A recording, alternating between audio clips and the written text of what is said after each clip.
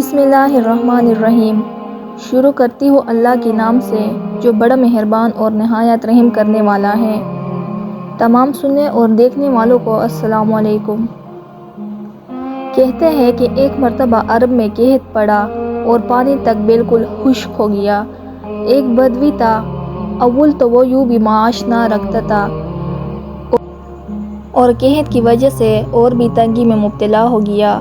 اس کی بیوی نے کہا، آخر گھر میں کب تک بیٹھو گے، کہیں نکلو کچھ کماؤ۔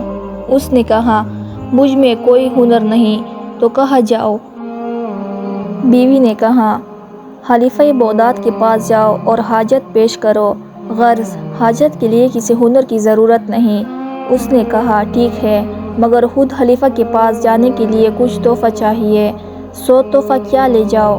کہنے لگی، یہ گاؤں میں جو تالاب خشک ہو گیا ہے اور ایک گڑھے میں کچھ پانی رہ گیا ہے، بس اسی کا پانی لے جاؤ، بھلا ایسا پانی خلیفہ کو کہاں نصیب۔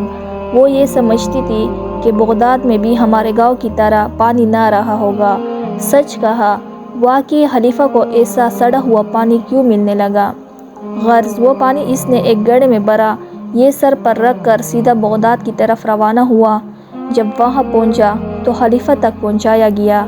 سر پر سڑے ہوئے پانی کا گڑھا، جسے بیوی نے خوب اچھی طرح بند بھی کر دیا تھا، رکھا ہوا خلیفہ کے سامنے پہنچا اور جاتے ہی گڑھا تخت پر خلیفہ کے سامنے رکھ دیا۔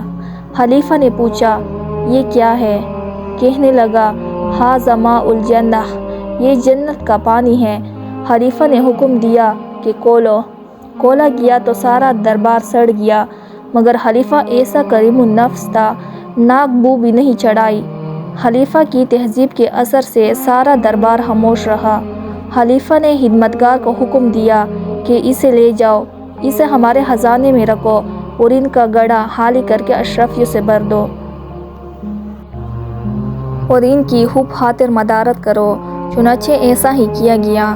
جب رخصت کا وقت آیا، حکم ہوا کہ واپسی میں انہیں دجلہ کے راستے سے ان کے گھر روانہ کرو۔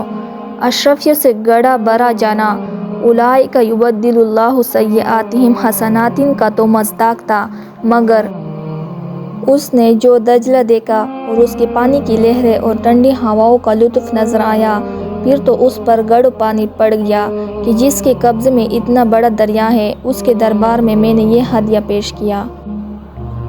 دوستو، اسی طرح ہماری اور آپ کی عبادت ہے۔ آپ جس وقت آخرت میں خزائن اعمال انبیاء کے دیکھیں گے تو آپ کو اپنے اعمال پر نظر کر کے شرم آئے گی،